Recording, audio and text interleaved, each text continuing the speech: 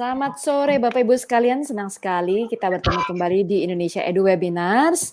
Mungkin habis mengajar ya Bapak Ibu sekalian, mengajar home learning, selamat berjuang. Selama ini kita mungkin menganggap teknologi itu adalah bagian yang bisa dilupakan nanti saja, tapi ternyata dengan kondisi yang sekarang, ternyata teknologi itu harus menjadi bagian dari hidup kita dan kelas kita ya Bapak Ibu sekalian. Senang sekali kita bertemu lagi. Tadi pagi kita sudah menjalankan modul pertama yang tadi adalah untuk tingkat pemula, bicara tentang kecanggihan Gmail. Bapak Ibu sekalian, kami mengadakan ini bersama-sama dengan GEG, Kemendikbud, dan juga Google for Education. Modul yang akan kita bahas hari ini berjudul atau di saat ini adalah mengajar interaktif dengan Google Classroom. Google Classroom ini menjadi kata kunci yang mungkin salah satu yang paling dicari ya saat ini di Google ketika orang browsing. Kalau Bapak Ibu lihat juga di App Store dan di Play Store, Google Classroom ini menjadi aplikasi yang teratas ya untuk di-download karena kondisi yang memaksa. Jadi Bapak Ibu sekalian, hari ini kita ditemani oleh Bapak Mihram dari GEG Sulawesi Barat. GEG itu adalah Google Educators Group Sulawesi Barat, dari DDI Polewali Mandar. Jadi nanti beliau akan memperkenalkan diri sendiri, dan sesi ini akan berjalan dari pukul 15.30 sampai pukul 16.30, dan kita akan lebih ke arah perkenalan Google Classroom itu apa, dan kita akan memperlihatkan secara umum fungsi-fungsi utama dari Google Classroom. Untuk detailnya seperti nanti kita misalnya bicara penilaian, rubrik, dan lain-lain, jadi lebih in-depth lagi, lebih dalam lagi, kita akan bahas di dalam modul-modul berikutnya ya. Jadi hari ini perkenalan Google Classroom Bapak Ibu sekalian.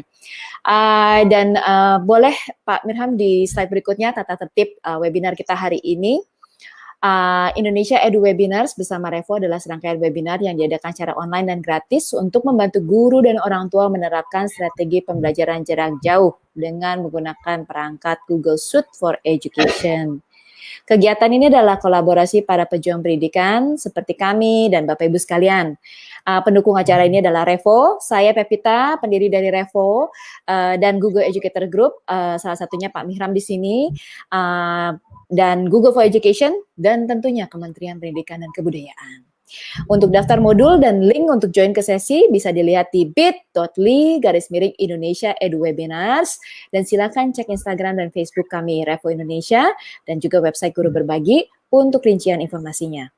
Modul yang sudah lewat direkam dan kami posting di kanal YouTube Revo Indonesia dengan link playlist bit.ly/Indonesia Edu Webinars playlist. Ada beberapa tata tertib yang harus kita perhatikan. Yang pertama, silakan memberikan pertanyaan Anda di sesi chat live pada tampilan YouTube Anda. Yang kedua, akan ada daftar hadir di akhir presentasi. Dan bagi peserta yang sesi live ini akan diberikan sertifikat partisipasi secara digital. Tapi karena kita semua pendidik, Bapak Ibu sekalian, pesan saya adalah jadilah pendidik yang bertanggung jawab. Jadi nanti memilih sesi yang hanya sesi hari ini saja, sesi yang Anda hadir dari awal sampai akhir ya Bapak Ibu sekalian. Jangan nanti sudah dipasang terus kemudian Bapak Ibunya masak atau mandi terus sebentar kembali lagi 15 menit sebelum sesi berakhir ya. Kita belajar bertanggung jawab. Dan ketiga, sesi ini akan direkam sebagai bahan pembelajaran agar lebih banyak orang bisa mendapatkan manfaat. Demikian Bapak Ibu sekalian, tanpa menunda terlalu lama, saya akan persilakan kepada Bapak Mihram untuk memperkenalkan diri dan memulai sesi ini. Mari kita belajar bersama Bapak Ibu sekalian. Silakan Pak Mihram. Terima kasih Bu Pepita. Selamat bergabung semua di Revo. Sore hari ini, perkenalkan nama saya Mihram dari Google Education Group Sulawesi Barat, afiliasi DDI Polewali Mandar, untuk dari pengembangan awal tahun 2015 lah bergabung. Tahun ini kita sudah mulai berubah, apalagi dengan adanya isu COVID, kita sudah dituntut untuk bagaimana kita bisa memfasilitasi terjadinya belajar dari rumah kita masing-masing. Pada kesempatan ini juga diberikan tanggung jawab untuk bagaimana bisa sharing ke Bapak dan Ibu pendidik, bagaimana cara menggunakan Google Classroom, bagaimana agar kita lebih familiar dengan Google Classroom. Saya langsung mulai saja. Baik, pada prinsipnya untuk Google Classroom ini adalah sebagai tools aplikasi yang akan mengajarkan kita supaya memfasilitasi terjadinya belajar. Saya ulang lagi bahwa fungsi peran kita sebagai pendidik itu adalah memfasilitasi terjadinya belajar. Jadi tidak ada lagi batasan antara ruang dan waktu, proses pembelajaran terhadap peserta didik kita akan terus-menerus kita bisa berikan. Kenapa menggunakan classroom? Karena lebih apa namanya, istilahnya lebih enak lah digunakan, lebih asik, kemudian lebih mudah, fitur-fiturnya juga sangat-sangat friendly lah istilahnya, sangat-sangat, kami juga yang seperti ini juga sangat istilahnya bukan latar belakang teknologi tapi mampu menggunakan aplikasi ini. Nah, bagaimana cara menggunakan Google Classroom? Nah, pembahasan kemarin sudah dibahas tentang bagaimana menggunakan aplikasi dengan menggunakan Google Suite. Nah, sekarang saya akan presentasikan dengan aplikasi ini. Misalkan kita login, dengan loginnya pasti di Google, dengan masukkan alamat email. Jadi alamat email yang Google Suite itu adalah alamat email dengan domain, menggunakan domain lembaga. Contoh yang saya gunakan adalah guruipa@ddinfolman.ac.id. Jadi ddinfolman.ac.id ini adalah lembaga kami. Selanjutnya kita tentu masukkan password. Nah, setelah kita memasukkan password, kita awal pertama kali kita memiliki akun ini, jikalau awal pertama kali memiliki akun ini, kita klik berikutnya, maka akan muncul notifikasi dari Google, pernyataan bahwa kita telah bergabung dalam aplikasi Google Suite ini. Kita baca, lalu kemudian kita terima. Nah, setelah kita terima, kita sudah sukses masuk ke dalam Google dengan akun afiliasi yang kita miliki. Lalu, kita coba masuk dulu di email, karena email tadi pagi sudah dibahas. Namun kadang sekali, pemilik pertama kali akun Google Suite kadang melupakan langkah-langkah ini. Misalnya, pertama kita klik berikutnya, lalu dari sisi tampilan kita klik OK.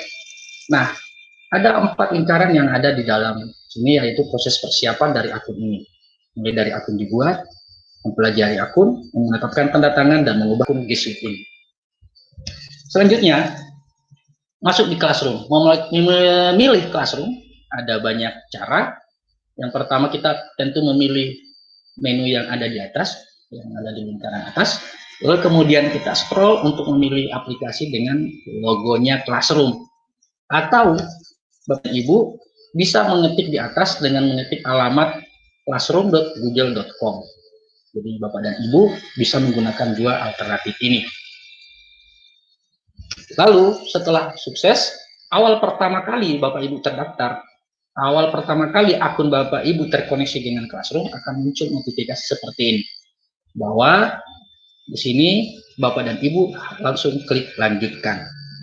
Setelah klik lanjutkan, Bapak dan Ibu pilih peran, yaitu kalau peserta didik kita tentu seorang siswa, kalau Bapak Ibu gurunya tentu seorang pengajar. Namun kalau saya di praktek ini, saya selalu mengarahkan semua menjadi seorang pengajar. Ya. Kenapa? Ini kita masuk dalam aplikasi. Kenapa? Karena di dalam aplikasi ini ada 2 fungsi tugas yang diberikan, yaitu pada sudut flash atas. Nah, ini saya perlihatkan. Nah, jikalau konsep menunya adalah gabung ke kelas, berarti ini fungsinya sebagai siswa saja. Tapi untuk guru, dia bisa membuat kelas dan juga bisa bergabung ke kelas. Itu alasannya. Nah, untuk fungsi kita sebagai seorang guru, tentu awalnya adalah kita membuat kelas. Kita klik saja membuat kelas. Nah, ini untuk siswa bergabung, masukkan kode. Selanjutnya untuk guru, masukkan membuat kelas. Nah, ini membuat kelas di sini, Bapak Ibu guru diminta untuk memberikan nama kelas, bagian, mata pelajaran, dan lain sebagainya. Nah, misalnya Pak contoh. Sorry Pak Mihram, boleh ya. Suara Bapak agak berdengung. Coba Bapak volume di laptopnya boleh dikurangin Pak, volumenya, volume di laptop. Atau di desktop Bapak, volumenya dikurangin. Ya, baik. Nah, di set ini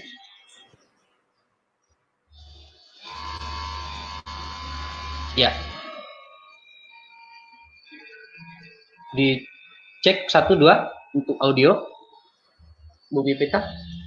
Masih ada gangguan ya Pak ya? Atau saya nggak tahu suaranya ini dari mana ya? Nggak apa-apa deh Pak, silakan Pak.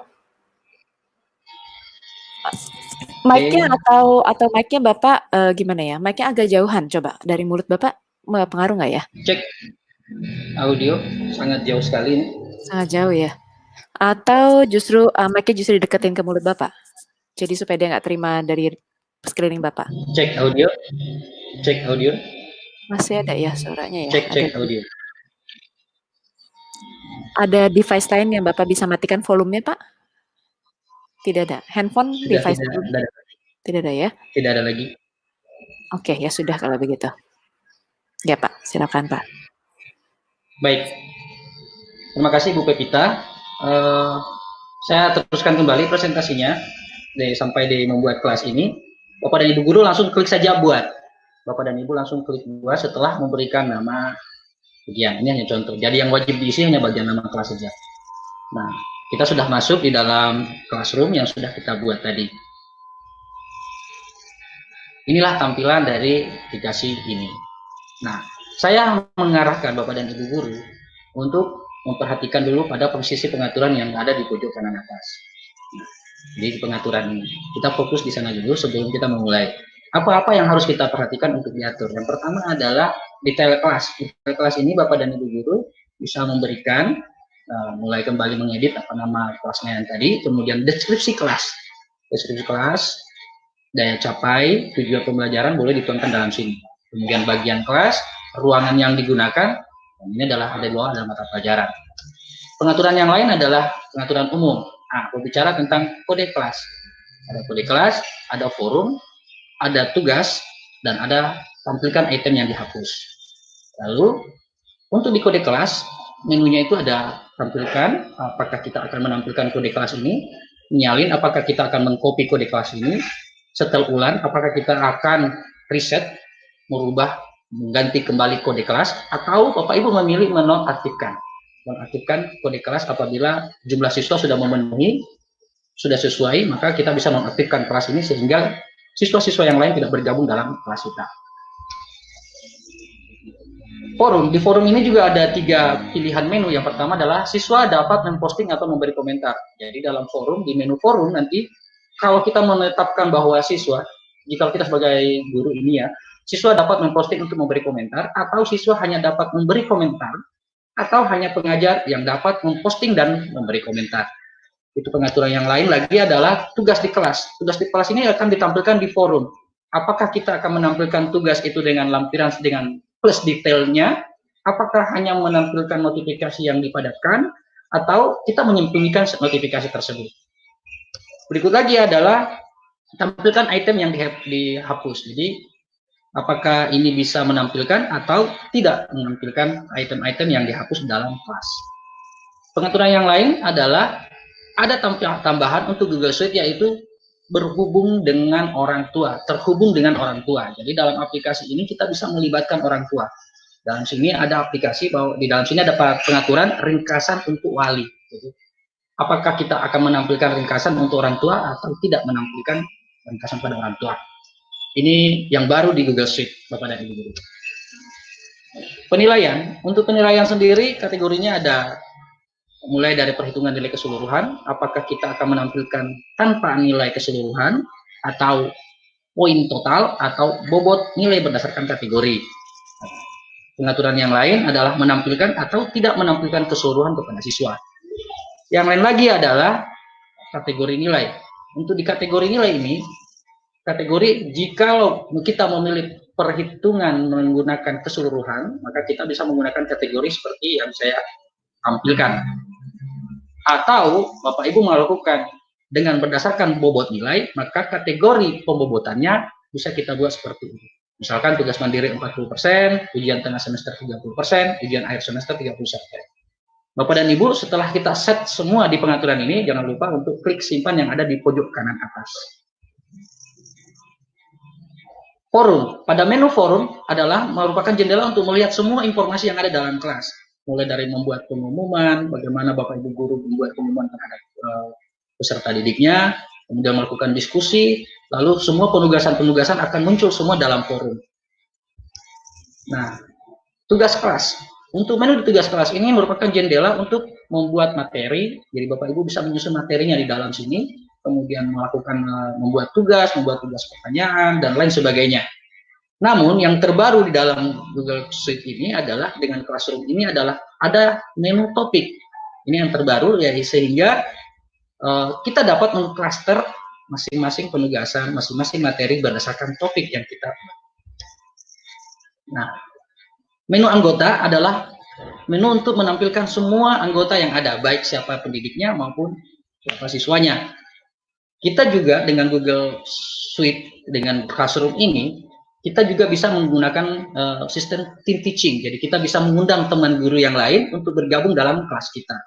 Caranya adalah cukup mengklik plus di menu guru untuk menambahkan guru, tapi yang dimasukkan adalah alamat email guru tersebut. Untuk menambahkan siswa ada dua cara tadi. Yang pertama adalah masuk join, yang kedua adalah dengan menambahkan alamat email. Nilai, pada menu nilai ini merupakan jendela untuk melihat tabel penilaian keseluruhan dalam proses yang ada dalam kelas kita. Jadi sehingga kita tidak lagi capek-capek menghitung dari semua kelas. Ini enaknya menggunakan Classroom. Bapak dan Ibu guru, nah bagaimana cara membagikan ke peserta didik? Di halaman pertama tadi sudah ada contoh kode kelas. Nah, kode kelas ini saya klik, tampilnya seperti ini. Nah, ada menu untuk menampilkan full screen. Jadi ini yang dicatat, ini yang disampaikan kepada peserta didik kita, silakan bergabung dengan memasukkan kode ini. Bagi pemirsa yang mau bergabung juga, adik-adik yang ada sementara menyaksikan, silakan bergabung untuk uji coba. Bagaimana cara mengelola kelas? Bapak dan Ibu guru, mengelola kelas ini masuk kita pilihan pada di tugas kelas. Jadi tadi saya sudah jelaskan tugas kelas, di menu tugas kelas. Apa yang harus kita lakukan? Kita klik dulu tanda buat. Apa yang akan kita buat? Ada buat tugas kuis, pertanyaan, materi. Gunakan kembali postingan yang sudah ada untuk kita repost atau kita membuat topik. Nah, kita buat sekarang topik. Kita fokus ke pembuatan topik. Bagaimana membuat topik? Nah, membuat topik yang ini adalah kita tinggal klik saja judulnya. Masukkan saja judul yang kita inginkan topik. Misalnya kita ingin membuat tentang sistem gerak pada manusia. Kita klik tambahkan. Begitu kita sudah mengetik, kita langsung klik tambahkan. Begitu sangat mudah Bapak dan Ibu. Topiknya sudah jadi. Jadi topik sistem gerak pada manusia sudah kita buat. Bagaimana menu yang ada? Menu yang ada di pojok kanan ada 3. Yaitu bisa mengganti nama, bisa menghapus, atau bisa mensalin link yang ada.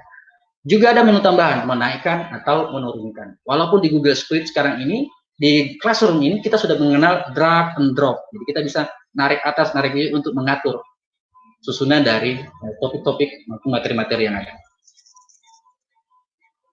Daftar topik yang sudah kita buat sudah akan tersusun dalam bentuk menu di sebelah kiri. Jadi begitu sangat mudah. Begitu ada tanggahan di dalam sini, maka kita langsung pilih di topik yang sudah kita buat tadi. Bagaimana membuat materi? Mengelola materi di sini tentu sama, langkah-langkahnya masuk di menu tugas kelas, membuat, klik buat, lalu membuat materi. Nah, apa-apa saja yang harus diperhatikan dalam membuat materi? Yang pertama tentu apa judulnya, tempatnya di nomor 1 judul, nomor 2 itu deskripsi materi yang akan kita lakukan, kemudian kita buat, kemudian kita bisa melampirkan di Multigeti ada banyak pilihan. Di situ ada mulai upload file yang sudah kita buat di personal komputer kita, atau kita bisa share dari Google Drive yang kita miliki, atau kita share dengan menggunakan alamat website yang sudah kita miliki, atau kita ambil ini dari YouTube. Ada juga menu membuat materi. Jadi tidak ada alasan kenapa dalam Classroom ini untuk membuat materi kita bisa membuat dengan aplikasi yang sudah disiapkan. Ada banyak aplikasi yang disiapkan seperti dokumen, untuk membuat dokumen, spreadsheet, slide, kemudian untuk gambar, dan untuk Google Formulir. Kemudian dalam membuat materi ini ditentukan juga adalah peruntukan materi. Jadi ada peruntukan materi. Di penerapan yang kami biasa lakukan adalah bagi mahasiswa atau siswa kami yang tidak terregistrasi, kami tidak aktifkan. Jadi kita bisa memilih baik person mahasiswa untuk peruntukan dari materi ini. Kemudian tadi kembali lagi pada topik materi yang sesuai yang telah kita buat tadi. Ini yang sudah saya jelaskan tadi. Setelah selesai semua, maka di pojok kanan atas ada posting. Posting itu ada, sebelum kita memposting harus dipahami dulu ada tiga perintah yang disiapkan, yaitu apakah kita akan memposting untuk langsung menampilkan materi ke dalam kelas, atau kita menjadwalkan, jadi materinya tampil setelah berdasarkan jadwal yang dibuat, kemudian kita simpan sebagai draft atau agar kita bisa mengedit setelah kembali. Jadi kita bisa mengedit kembali sebelum kita posting. Membuat tugas Bapak dan Ibu guru, perintahnya sama lagi, tetap masuk dalam menu tugas kelas, pilih tanda tambah, lalu kita memilih tugas. Nah, tugasnya kurang lebih sama dengan materi, hanya bedanya adalah kita ada penilaian, ada tenggang waktu yang diberikan, ada poin yang diberikan. Jadi, kemudian ada juga rubrik tugas. Jadi, dari tugas yang diberikan ini kurang lebih sama dengan membuat materi, tapi tambahannya adalah ada poin, ada tenggang waktu yang diberikan, kemudian ada rubrik. Nah, ini juga baru di Google membuat rubrik ini. Untuk di menu rubrik ada 3 menu, membuat rubrik atau menggunakan rubrik kembali atau impor dari spreadsheet yang kita miliki. Nah, ini contoh rubrik yang saya buat. Nah, rubriknya sangat memudahkan kita Bapak dan Ibu guru. Disinilah semua akan terkumpul. Misalnya di sistem gerak pada praktikum itu membutuhkan penilaian tentang bagaimana kerjasama. Apakah kerjasama siswa kita baik, maka kita kasih poin 10, 100, poin 75, 50, sampai 25 untuk yang kurang bagus kerjasamanya. Itu kriteria Bapak dan Ibu kita yang tentukan. Atau apabila kriteria penilaian ini lebih dari 1, Bapak Ibu tinggal klik di bagian bawah, ada tambah kriteria. Nah, di bagian level, di sini kita juga bisa menghapus level yang kita buat. Jadi apakah kita klik tanda tambah untuk menambah level, atau kita menghapus untuk menghapus level. Ini contoh rubrik yang saya sudah buat. Nah, di tugas rubrik ini juga ada pilihan menu di sebelah kanan atas, yaitu apakah kita ingin mengedit atau ingin menghapus rubrik, atau kita ekspor rubrik ini ke spreadsheet yang kita pilih. Jangan lupa Bapak dan Ibu, kita klik simpan. Lanjut lagi Bapak dan Ibu. Ya, setelah kita simpan, maka tampilan tugas yang kita buat ini akan muncul di forum. Beginilah tampilannya. Tampilannya bahwa beberapa siswa yang akan mengerjakan tugas sudah kelihatan dalam sini. Jadi saya akan tunjukkan sebentar bagaimana cara penilaian. Nah, ini contohnya. Jadi tugas kita tinggal klik saja di bagian angka ini. Angka-angka berapa jumlah siswa keseluruhan, berapa yang sudah diserahkan kembali, berapa yang diberikan, dan berapa yang sudah dinilai. Lalu kemudian ini muncul di dalamnya adalah report penilaian. Ini adalah report penilaian. Di sini kita bisa memberi nilai kepada peserta didik kita Bapak Ibu. Jadi di sini konsepnya adalah benar-benar Bapak Ibu menilai, membuka pekerjaan dari peserta didik kita. Untuk melihat reportnya, kita klik sudut pada kanan. Di sini ada di atas pojok kanan ini ada, kita bisa salin ke Google Spreadsheet, artinya dia menjadi tabel dengan kumpulan tugas-tugas yang ada sampai ke rata-rata kelas. Saya lanjut lagi untuk membuat kuis dalam kelas. Nah, membuat kuis dalam kelas ini menunya sama, tinggal kita ketik, kita klik saja buat untuk tugas kuis kepada Ibu. Kita klik tugas kuis, lalu kemudian secara otomatis dalam aplikasi langsung diberikan file dari Google Formulir kepada Ibu guru. Sangat mudah sekali. Nah, begitu kita aktifkan langsung muncul filenya. Nah, ini ada perintah di sini. Yang kita lakukan adalah tentu apa judul dari tulis yang kita buat, kemudian apa skripsinya, kita bisa menentukan tentang waktunya, kita bisa menentukan topiknya, kita bisa membuat rubriknya. Setelah kita buat, sebelum kita klik posting tugas ini, kepada Ibu harus edit dulu Google Formulirnya. Akan tetapi untuk pembahasan tentang cara menggunakan Google Formulir ini akan ada materi yang lainnya bersama dengan Revo. Ya. sepintas lalu saja saya berikan seperti ini. Nah, langsung klik saja. Konsepnya dalam menggunakan Google Class formulir di dalam Google Classroom ini tidak ada kata simpan. Jadi begitu sudah diketik langsung tersimpan. Selesai kita membuat, menentukan nilai, menentukan jawaban, kita selesaikan dengan memberikan komentar, lalu kemudian kita bisa memposting, lalu kita bisa langsung terakhir adalah ketik tugaskan. Jadi tidak ada form yang tadi yang bagaimana itu ditutup saja, langsung di close, langsung otomatis seperti ini. Nah, kita kembali ke Classroom maka akan muncul seperti ini. Setelah selesai baru kita klik tugaskan.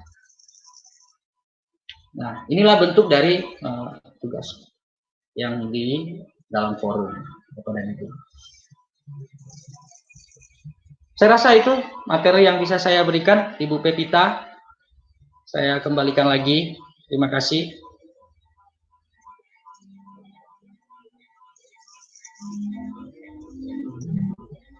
Ibu Pepita, atau ada juga yang bertanya? Iya Pak, silakan. Terima kasih sudah mempresentasikan Google Classroom. Pak Mihram boleh di-skip dulu slide-nya, kemudian di-reload supaya kita bisa lihat pertanyaan-pertanyaan dari penonton. Sambil Bapak mereload, saya bacakan yang sudah saya lihat ya Pak ya. Sebentar. Pertanyaan. Oke, yang sudah saya lihat satu. Perbedaan Google Classroom dengan Google Suite dan Gmail personal. Apa tuh Pak? Oh ya, jadi perbedaannya sangat banyak. Apakah Google personal dengan Gmail atau dengan Google Suite? Yang pertama adalah dari sisi aplikasi. Untuk menggunakan Gmail personal, aplikasinya untuk yang kita rasakan sangat terbatas. Nah, beda dengan menggunakan Google Suite. Kemudian kalau menggunakan Gmail dari sisi tempat penyimpanan juga terbatas. Ya, itu 15 giga misalnya. Nah, sementara untuk menggunakan Google Suite di lembaga pendidikan kita, tempat penyimpanannya itu sudah tidak terbatas. Baik, Pak. Demikian, Bu. Ya. Berikutnya, apakah kelas yang sudah lulus, apakah bisa dihapus? Untuk kelas yang sudah lulus, apakah bisa dihapus? Ya, untuk kelas yang sudah digunakan, ada dua pilihan, Bapak dan Ibu. Apakah kita menghapus, apakah kita mengarsipkan. Tapi kalau saya, pengalaman kita adalah kita pilih arsipkan. Sehingga semester yang berlalu, dia akan dalam posisi diarsipkan. Apabila ada yang kemudian hari ada anak didik kita yang mengkomplain nilainya, kita langsung bisa aktifkan lagi kembali yang diarsipkan. Demikian, Bu. Baik, Pak. Yang selanjutnya, apakah aplikasi Classroom bisa digunakan untuk ujian online? Oh, sangat bisa, sangat bisa. Jadi aplikasi untuk digunakan untuk ujian online sangat bisa. Kenapa? Di dalamnya untuk tugas-tugas online ini dengan berbantukan Google Formulir tadi, di situ lebih fleksibel, lebih enak, lebih ringan, ya, lebih ringan. Kemudian kalau misalkan reportnya apakah penilaiannya otomatis atau menggunakan manual penilaian, apabila soalnya SI, di sini juga bisa difasilitasi. Demikian. Baik, Pak. Kemudian bagaimana cara untuk menghapus tugas yang tidak jadi saya kirimkan? Ya, nah ini biasa untuk peserta didik ya, biasa mengirim tugas tapi tidak jadi dikirim. Nah, bagaimana caranya? Di situ juga ada pilihan apakah kita mengedit atau kita menghapus sebelum kita resend, ya, sebelum kita serahkan kepada guru kita. Jadi pilihannya juga ada banyak. Bisa mereplace file juga dalam situ juga ada. Di pojok kanan dalam presentasi saya ada juga menu, saya tampilkan ya Bu Pepita ya. Ya, silakan Pak.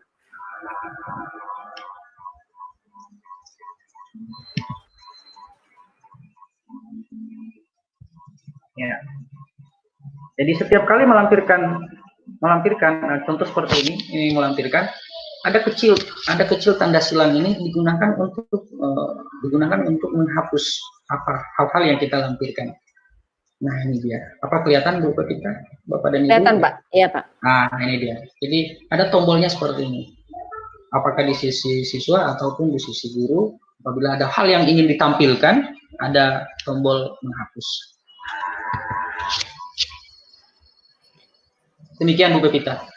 Baik Pak, berikutnya adalah bagaimana cara mengunci agar siswa mengirimkan tepat waktu? Ya, bagaimana cara untuk mengunci ya, oh ya, jadi sebenarnya di dalam aplikasi bukan berarti peserta didik kita tidak lagi mengirim. Cuma di dalam situ ada pernyataan, ada informasi bahwa dia adalah late, dia terlambat mengirimkan tugas. Jadi pada prinsipnya semua tetap dilayani, namun di situ akan tertulis dia terlambat. Begitu. Mungkin saya tambahkan ya Pak ya. Ini mungkin maksudnya ini adalah pengaturan. Jadi kalau misalnya kalau siswa mengirim tepat waktu supaya kalau dia lewat dari waktunya dia tidak bisa kirim atau ada tandanya. Jadi Bapak Ibu sekalian kalau si siswa itu mengirimkan lewat dari due date. By the way tadi sudah dijelaskan untuk ada itu ya Pak, ada tenggat waktu sudah ya tadi ya.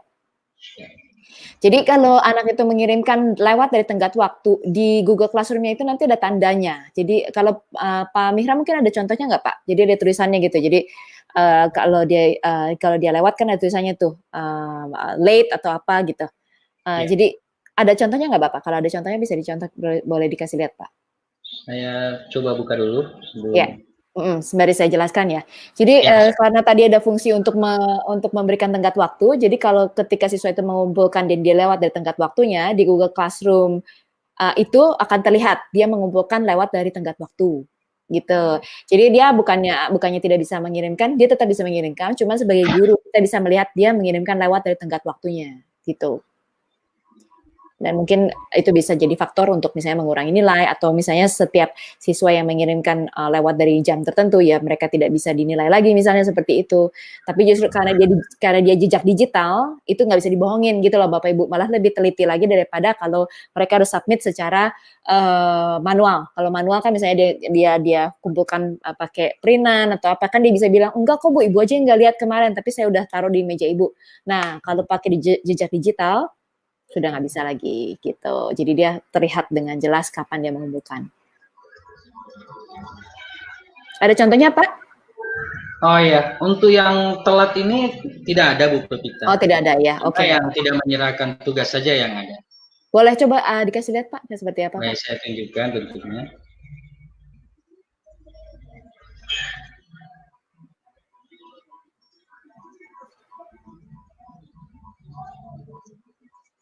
Ya, jadi di sini ada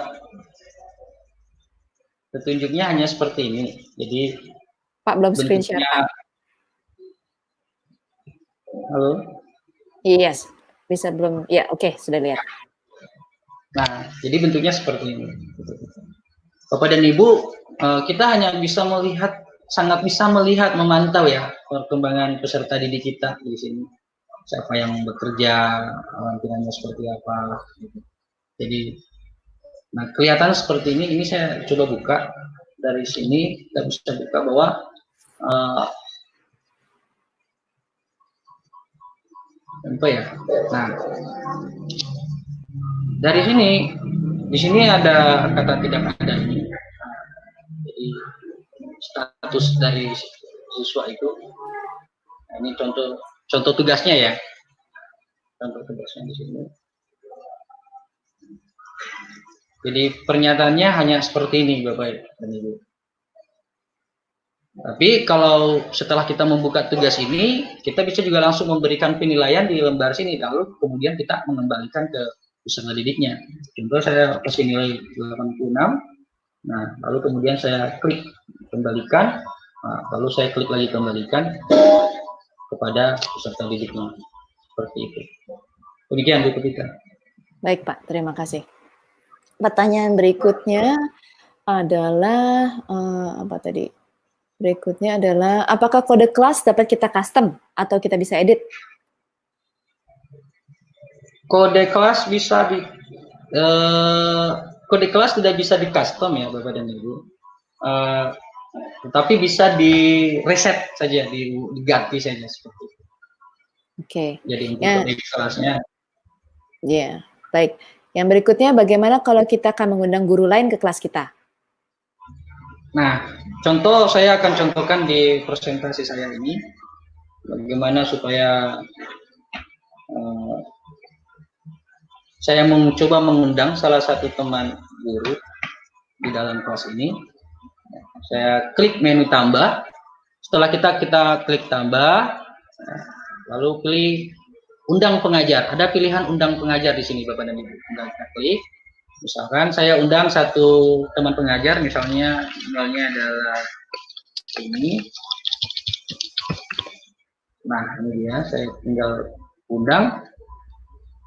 Nah, sehingga bergabung dengan sini. Nah, ternyata di sini statusnya masih abu-abu ya, Bapak dan Ibu. Ini artinya bahwa yang kita undang ini belum menerima undangan dari kita. Nanti setelah dia berubah, maka kita langsung sama-sama. Nah, ini juga sudah ada yang bergabung, 2 siswa, yaitu Alin Anita sama Anik Belajar. Demikian Bapak dan Ibu. Oke. Baik, kemudian next, bagaimana caranya jika murid ingin mengirimkan tugasnya melalui Google Classroom? Mungkin Bapak bisa demo, Pak. Oh iya, contoh ya, saya coba gabung dulu dengan kode kelas yang ini. Dikasih lihat Pak prosesnya Pak, supaya supaya Bapak Ibu juga bisa ngerti Pak. Di screen share Pak. Iya, baik. Nah, contoh ya, ini Bapak dan Ibu sudah muncul ya? Belum Pak, sebentar. Sedang proses. Ya, oke. Bapak sudah Oke. join kelas berarti ya Pak? Ya, nah ini kan kodenya yang dikasih ke siswanya ya. Nah, saya coba join dengan akun yang lain, sehingga jadi siswa.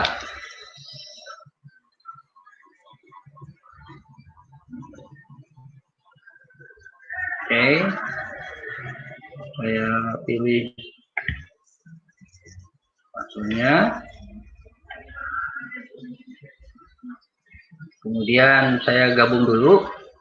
Begitu sudah bergabung dengan, ini nih yang biasa keliru Bapak dan Ibu, bahwa kadang peserta didik kita lupa akun apa yang aktif ya. Jadi ini ada pilihan, ini selalu diingatkan karena kadang istilahnya, Pak saya sudah login tapi tidak masuk di kelas, padahal di pojok kanan ini bukan akun yang bersangkutan gitu. Bagaimana mengganti akunnya tuh Pak? Kasih lihat Pak. Halo? Halo?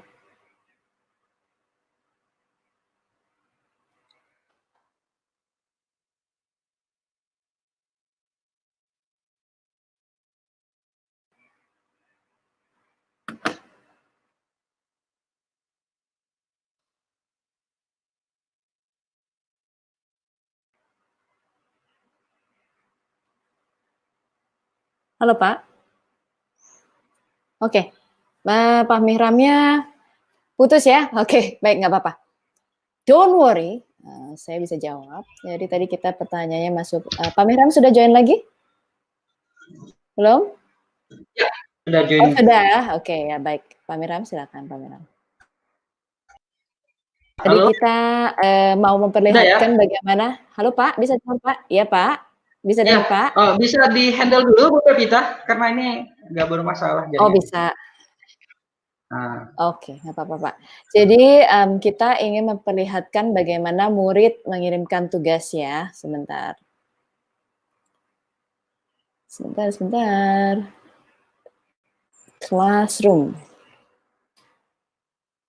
Bentar ya, saya akan perlihatkan, saya akan buka dulu layar saya.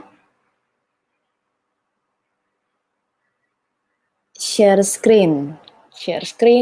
Sebentar.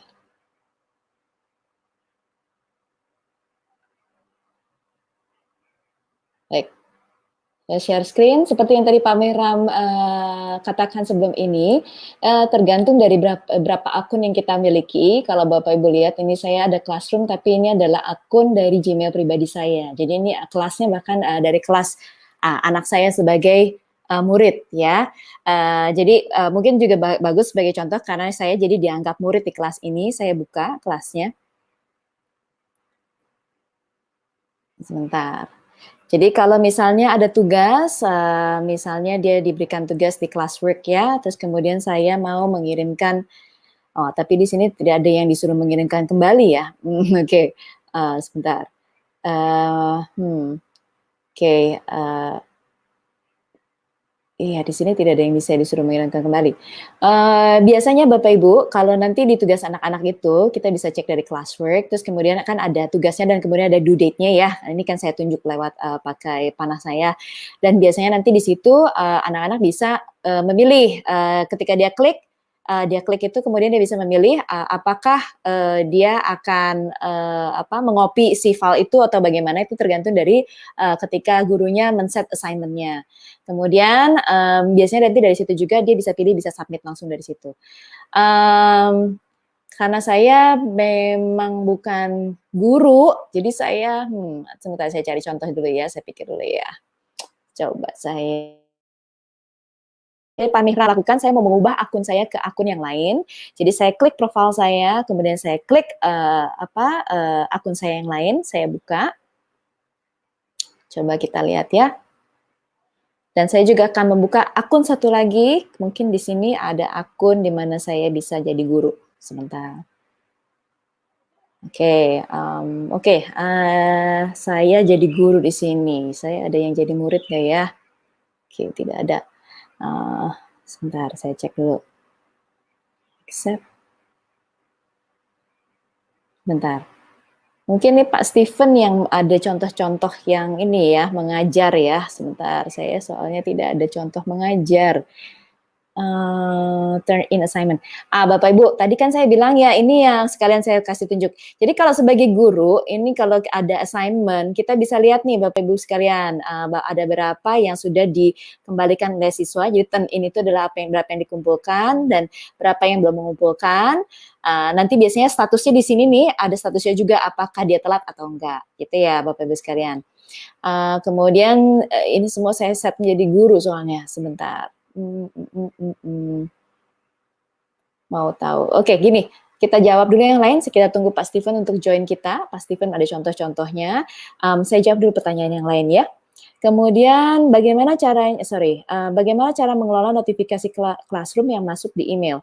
Maksud Bapak Ibu ini maksudnya melabel ya? Maksudnya jadi supaya nggak mengganggu gitu notifikasinya ya? Jadi ini masuknya nanti dalam setting di Gmail Bapak Ibu sekalian. Jadi untuk notifikasi Classroom nanti bisa difilter supaya dia masuk ke dalam kategori sendiri. Atau misalnya mau langsung di archive. Tadi pagi kita bicara tentang Gmail, jadi bisa ditonton lagi video yang tadi pagi. Jadi bicara tentang Gmail, di situ ada sedikit tentang filtering ya. Untuk lebih detailnya nanti mungkin ada modul-modul lain yang specifically bicara tentang filtering. Nah di situ nanti kita bisa atur mengelola si Gmailnya supaya nggak terlalu membingungkan dengan notifikasi dari Classroom. Ya. Nomor 10, berapa maksimal jumlah peserta dalam Google Classroom? Jumlah maksimum pengajar adalah 20, jumlah maksimum anggota pengajaran siswa adalah 1000. Dan jumlah kelas yang kita bisa join itu maksimum 1000, kalau saya nggak salah. Ya. Bisa dicari, kalau tidak tahu, keyword saja di browsing, berapa maksimal jumlah peserta Google Classroom. Kami pun, kalau tidak tahu juga, kami juga browsing. Ini juga hasil dari browsing. Ya. Kemudian pertanyaan 11, kalau kita punya materi yang ada materi prasyaratnya, apakah diatur bagi siswa belum menyelesaikan prasyarat tidak dapat mengikuti kegiatan berikutnya? Wah, kita tunggu Pak Steven ya, yang pengajar. Jadi biar dijawab. Saya menjawab yang umum ya. 12, ketika kita sudah membuat materi dan soal di Google Classroom, bisa digunakan juga di Google Sheet. Materi, maksudnya di form mungkin ya. Pak Steven sudah ada? Oke, yes. Oke, boleh disampaikan lagi pertanyaannya, Pak? Oke, yang tadi ya, yang tentang ini, bagaimana siswa mengumpulkan assignment di Google Classroom. Nah, Bapak Steven ada contohnya nggak nih, Pak? Oke, bagaimana caranya kita mengumpulkan penugasan ya, Bu ya? Jadi langkah pertama sebentar, aku harus sambil dibaca dulu Pep, ininya Oke, aku sembari bacain pertanyaan-pertanyaan lagi. yang lain. Ya, yang tadi kan mengumpulkan tugas, terus yang berikutnya tadi kalau ada, jadi kalau ini maksudnya gini ya, ada kelas yang dia harus ikut dan dia nggak Mhm, boleh ikut kelas berikutnya sebelum kelas itu selesai, gitu kurang lebih. mhm. Atau ada materi tersebut yang dia harus kerjakan dulu sebelum dia bisa buka materi berikutnya, gitu. Apakah bisa di-set seperti itu di Google Oke, Classroom? kalau yang tadi, yang itu dulu ya, mengeset kelasnya. Jadi kalau best practice biasanya sih, jadi kita harus bikin classroom-nya bertahap. Jadi misalnya kalau kayak gitu kita harus bikinnya kelas basic, kelas lanjutan. Setelah itu nanti Bapak Ibu harus mengundang orang-orang yang basic ini. Kode kelasnya itu hanya untuk orang-orang yang basic, di skip hanya untuk yang basic. Untuk yang lanjutan hanya bisa dapat kode kelas kalau dia sudah menyelesaikan modul lanjutan. Jadi itu manual Pak. Sebagai guru kita yang mengeset, membagikan kode kelasnya seperti itu. Oke, Oke, saya sambil sharing screen ya. ya, Ada lagi Pak silakan. pertanyaan yang lain? Mari aku bacain Ada lagi ya. pertanyaan yang lain? Iya, sebentar. Oke, yang tadi apa kalau ketika kita sudah membuat materi dan soal di Google Classroom apa bisa digunakan untuk di Google Suite? Maksudnya ini kalau saya asumsinya jadi maksudnya ini membuat di form kali ya, di Google Form. Apakah bisa digunakan juga di Google Suite? Jadi misalnya mungkin dia sudah buat apa kan kalau di Classroom dia bisa assignment tugas segala macam. Filenya itu apakah bisa dibuka juga di Drive dan di apa selama dia menggunakan si G Suite-nya apakah bisa diambil juga file-file itu gitu kali ya Pak Steven maksudnya. Oh iya, jadi semua file-file itu bisa diambil di Google Drive, Bapak Ibu. Jadi seluruh Betul. file-filenya bisa diambil di Google Drive, jadi nggak perlu khawatir semuanya. Iya. Jadi kalau Bapak Ibu menyimpan sesuatu, ini saya coba demokan, kelihatan ya Mbak Pepita ya. Ini Iya Pepita untuk bisa. ini ya. Nah, ini contohnya. Ini saya coba akan simulasikan. Yang pertama, bagaimana kita misalnya nih mau mengumpulkan tugas ya, yang tadi sekaligus nih. Ini contoh saya Iya. sebagai siswa. Saya klik view assignment. Nah, biasanya di sini kita bisa lampirkan misalnya kalau kita unsubmit dulu misalnya ya. Karena saya udah submit. Ada tombol ini, Maksudnya Bu. jadi supaya apa nggak jadi kumpulin gitu maksudnya. Jadi Iya, unsubmit. karena saya udah terlanjur ngumpulin nih. Jadi kita yang harus kita lakukan adalah kita harus klik add Google Drive, Google Doc, Google Slide, Google Sheet, Google Drawing. Nah, ini kita tinggal pilih mau melampirkan apa. Ya, kelihatan ya, Pep ya. Iya, Kalau jelas. sudah, siswa klik mark as done. Ya, seperti itu. Lalu yang kedua, untuk misalnya classwork-nya tadi ya, kalau misalnya ditanya, Pak, bagaimana mengakses materi-materi yang sudah ada. Nah, ini di classwork biasanya sebagai guru kita bisa lihat di sini ada class drive folder. Jadi Google akan bikinin satu file Google Classroom di dalam Google Drive Bapak Ibu. Jadi nggak usah khawatir, seluruh file akan terbackup di sana. Mungkin begitu, Pep. Ada lagi kira-kira? Oke, tadi pertanyaan berikutnya Aku apakah buka di bisa layar ya. ya apakah bisa usai mengatur tenggat waktu pengumpulan tugas? Jadi maksudnya kalau siswa terlambat jadi nggak bisa ngumpulin lagi, bisa nggak diatur seperti itu? Seperti tadi Pak Mihram menyampaikan, jadi kalau memang seperti itu, setiap siswa akan dapat kesempatan, Pak, Bu. Jadi memang kalau misal kita mau blok tuh nggak bisa, karena pada akhirnya kan siswa tetap akan bisa ngumpulin tugas ya. Yang terpenting adalah Bapak Ibu harus ngeset deadline. Kan yang terpenting adalah deadline-nya. Jadi pada saat kita misalnya mau ada tugas apa gitu ya, kan pasti ada deadline-nya. Kita bisa lihat kok siapa yang ngumpulin terlambat, siapa yang belum ngumpulin. Seperti itu sih, Pak. Oke, sip. Terus kemudian, ini pertanyaannya juga saya bisa jawabnya gampang. Apakah dengan Silakan, akun Pak. yang sama dapat gunakan dengan 2 perangkat secara bersamaan? Misalnya ada yang masuk dengan Android smartphone dan terus kemudian juga masuk lewat laptop atau PC. Bisa. Mau berapa device pun bisa selama akunnya kita bisa masuk dan juga di dalam device-device kita. Jadi misalnya handphone kita pun sudah punya aplikasinya. Jadi bisa, ya. Next, apakah di Classroom ada fasilitas untuk video conference dengan siswa? Ada nggak nih Pak Steven, Pak Mihram? Nah, ini Pak Mihram udah kembali lagi. Pak Mihram? Sembari Ya, Pak Mihram. Halo ya, Tadi sorry. nggak apa-apa. Minta maaf ya, Bapak dan Ibu. Apakah bisa video conference? Nah, kalau kita menggunakan pernah terjadi pengalaman pas lagi tugas dari luar kota. Saya video call-nya itu dari tugas yang diberikan di smartphone. Jadi dari smartphone ini ada tugas, ada menu, langsung memberikan kita video gitu. Nah, itu yang pertama. Yang kedua, sekarang itu sudah ada fasilitas Google Meet. Nah, Google Meet ini pendidik lebih enak lagi menggunakan fasilitas ini. Jadi tinggal aktifkan di kalender, itu ada pembahasannya, silahkan dibuka di materi itu, dan itu sangat ringan. Pak, bisa di demo Pak. Mending kita demo aja dari Google Classroom-nya Pak. Bisa nggak di add ada video conferencing-nya Pak? Ditambahin Google Hangout Meet-nya Pak di Classroom-nya. Oke, baik. Saya coba demokan ya bagaimana cara buat itu. Nah, contoh misalkan Silakan, Pak. saya buka dulu ya anunya kalendernya. Oke, saya belum ini. Ya, boleh, Oke, boleh. ya. Saya langsung share aja dah. Jadi langkah pertama bikin kalender dulu ya. Ya, bikin kalender dulu ya. Kalender dulu. Misalnya kita mau buat jadwal di tanggal 9 ini. Pak, boleh dikasih screen-nya Pak? Nggak kelihatan screen, Pak. Di share screen, Pak. Kelihatan. Nah, ini nih. Oke, sip ya. Contoh ya, kita mau buat acara besok nih, tanggal 8. Ya. Kita buat acara tanggal 8. Lalu kita buat ini di sini, kita klik saja. Enak saja sih sebenarnya, main klik saja Bapak dan Ibu ya. Jadi kita hanya tinggal klik saja. Nanti muncul notif seperti ini. Maaf ya, karena ini akun yang baru. Oke, saya sesuaikan dulu. Ya, ini akun yang baru, menyesuaikan zonanya apa segala macam ya. Jadi memang ini akun yang baru. Oke, nah, oke, selesai. Oke, di reload kembali. Nah, sudah.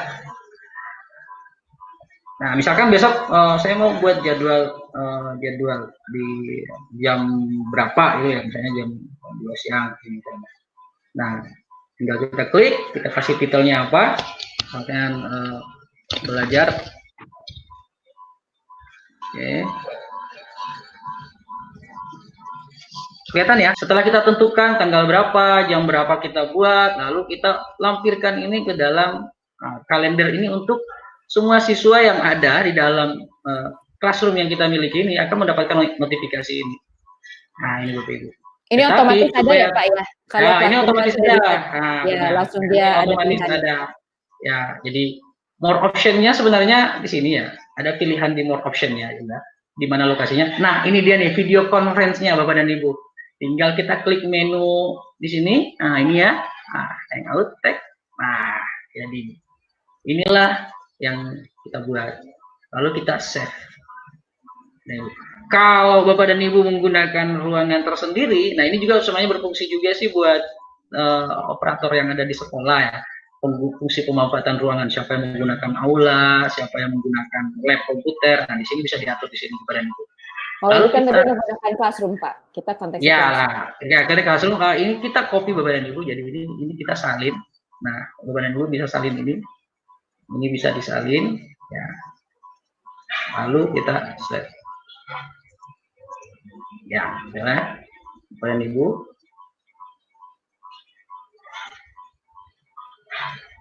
Ini salin ya, disalin, lalu ke classroom kembali. Nah, kita bisa buat tugas di sini. Tugas baru.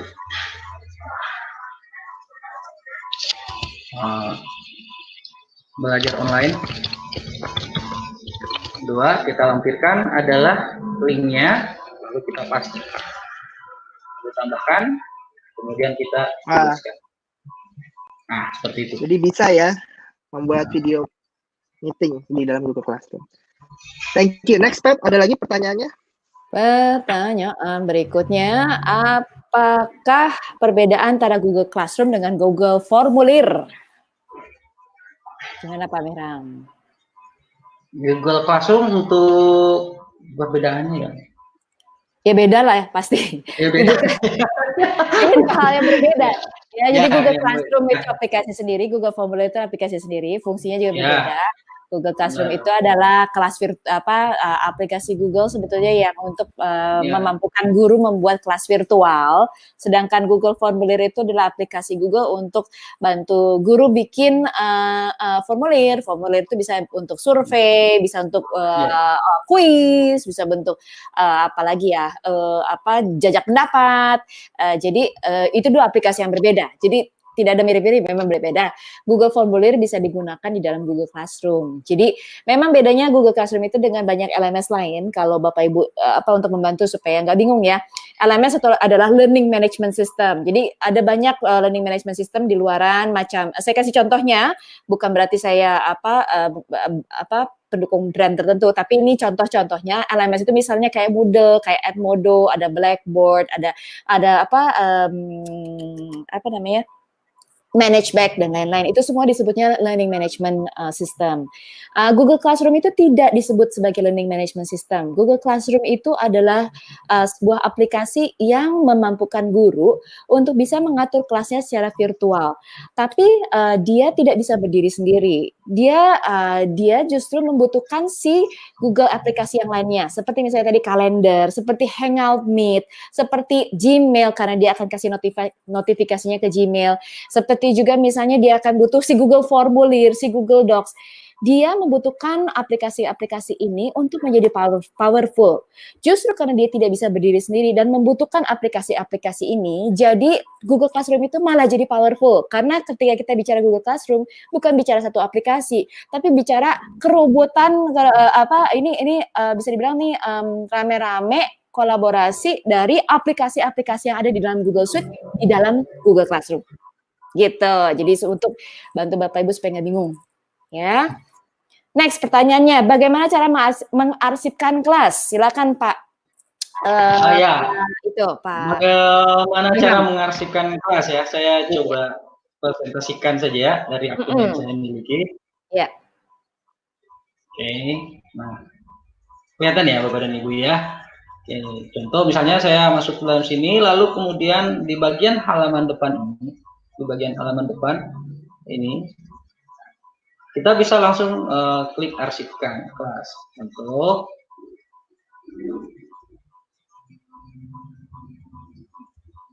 ya. Nah, pilihannya adalah mengarsipkan kelas itu, mengarsipkan beberapa kelas tertentu yang Bapak Ibu miliki. Sebagai contoh, misalnya bagian pojok kanan atas ini, ya, ada misalkan tentang menjadi, saya arsipkan, saya tinggal pindahkan,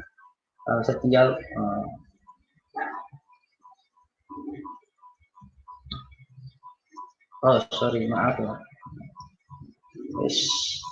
Di bagian home, lalu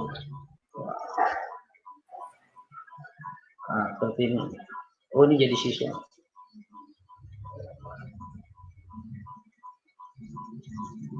Nah, ini dia. Maaf ya Bapak Ibu, ternyata ini dia. Kita tinggal klik arsip. Nah, karena Pak Mihram ini punya kelas yang beda-beda. Dia ada yang jadi siswa, ada yang dia menjadi guru.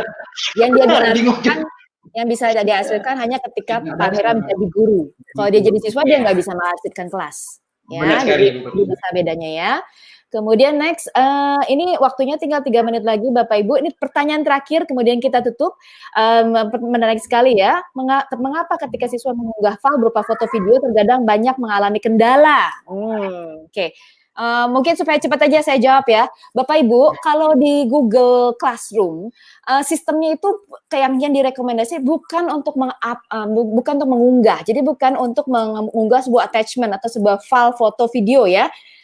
Memang saya dengar itu banyak mengalami kendala karena dia seperti tadi saya bilang, dia tidak bekerja sendiri. Kalau LMS lain dia bekerja sendiri, jadi Bapak Ibu bisa ambil file dari tempat lain, masukin gitu ya ke dalam si dalam LMS-nya itu, dan LMS-nya biasanya membutuhkan server ya. Nah, Google Classroom tidak bekerja seperti itu, dia cloud. Jadi Bapak Ibu justru masukkan si foto videonya itu dalam Google Drive atau ambil videonya itu dari YouTube atau fotonya juga dari sebuah URL. Yang dimasukkan ke dalam Google Classroom adalah URL-nya atau file di dalam Google Drive-nya. Jadi sistemnya tidak upload-download. Jadi kalau kita bicara sebenarnya data, ketika Bapak Ibu misalnya tadinya biasa upload-download, nah sekarang tidak usah berpikir sistem upload-download, tapi misalnya cari source-nya dari internet, yang dimasukkan dalam Google Classroom itu adalah URL-nya. Jadi Google Classroom-nya sendiri pun tidak berat, ya, dan dia tidak membutuhkan server apa-apa karena dia ada di cloud, ya. Yang menyimpan itu adalah Google di internet, ya. Jadi itu pertanyaan terakhir, Pak Mihram, layarnya ada di Bapak ya. Boleh nggak masuk ke slide yang di slide 97? Kita mau menutup Pak, karena memang waktunya sudah habis. Bapak Ibu kalau masih punya pertanyaan, nanti kita sudah buatkan sebuah Facebook group. Pak Mihram boleh di-share atau saya boleh share? Kalau Pak Mihram ini saya share ya.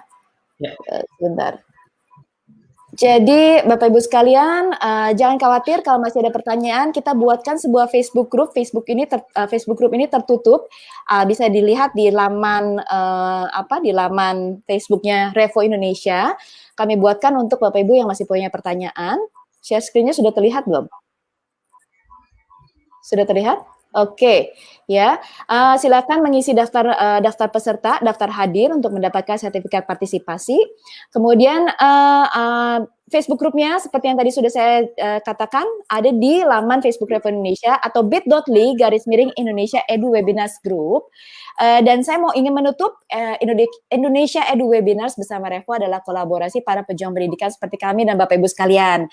Terima kasih sudah mengikuti di tengah kesibukan kita semua, di tengah situasi yang tidak menentu seperti ini, tapi kita sama-sama punya hati yang sama, yaitu ingin melihat perubahan positif di pendidikan di Indonesia. Pendukung acara ini adalah Revo, Google Educator Group, kemudian Google for Education, dan Kementerian Pendidikan dan Kebudayaan. Info kegiatan untuk daftar modul yang sudah lewat dan daftar modul yang akan datang boleh dilihat di bit.ly/Indonesia Edu Webinars. Di situ ada link langsung untuk YouTube-nya, jadi bisa langsung join, dan juga di website Guru Berbagi, ya. Kemudian untuk video-video yang sudah, untuk sesi-sesi yang sudah lewat, terekam di dalam kanal YouTube kami, kanal YouTube Revo Indonesia, bit.ly/Indonesia Edu Webinar Playlist. Minta tolong Bapak Ibu sekalian untuk di-subscribe dan like. Kenapa? Karena kita butuh minimum 1.000 subscriber untuk dapat mengelola channel kami. Karena kami kan, kami juga baru. Jadi kalau kami belum punya 1.000 subscriber, kami nggak bisa pin, nggak bisa menaruh si videonya itu ke atas. Karena kita ceritanya masih kecil gitu. Jadi kalau kita sudah memiliki 1.000 subscriber, kami bisa pin videonya ke atas sehingga Bapak Ibu nanti bisa gampang menemukan video-video penting ini. Ya, minta tolong di-subscribe, di-like videonya. Demikian, dan untuk sesi berikutnya besok 8 April 2020 pukul 10 sampai 11, judulnya adalah mengenal kecanggihan Google Drive untuk tingkat pemula, dibawakan oleh Bapak Suparman dari SMP Negeri 31 Bekasi. Pak Suparman ini juga dari GEG Bekasi, Google Educators Group Bekasi. Dan siangnya kita akan punya sesi berjudul membuat penjadwalan dengan Google Calendar. Nah, tadi kita bicara sedikit Google Calendar ya, besok akan dibahas dengan lebih detail. Tanggal 8 April pukul 15.30 sampai 14.30 oleh Bapak Fatur Rahim dari SMAN 10 Samarinda, dari Samarinda loh ya. Demikian Bapak Ibu, terima kasih atas kehadirannya. Sekali lagi daftar hadir ini disediakan di sini. Bapak Ibu tinggal scan QR code atau tinggal masukin linknya. Dan silakan kami akan buka ini mungkin sekitar 15-30 menit. Kami lihat kalau memang sudah melebihi dari 600-700 peserta hari ini, kita akan tutup ya. Demikian Bapak Ibu sekalian, terima kasih. Kalau ada pertanyaan silakan taruh di Facebook Group. Dan selamat berjuang, perjalanan masih panjang. Sampai ketemu besok.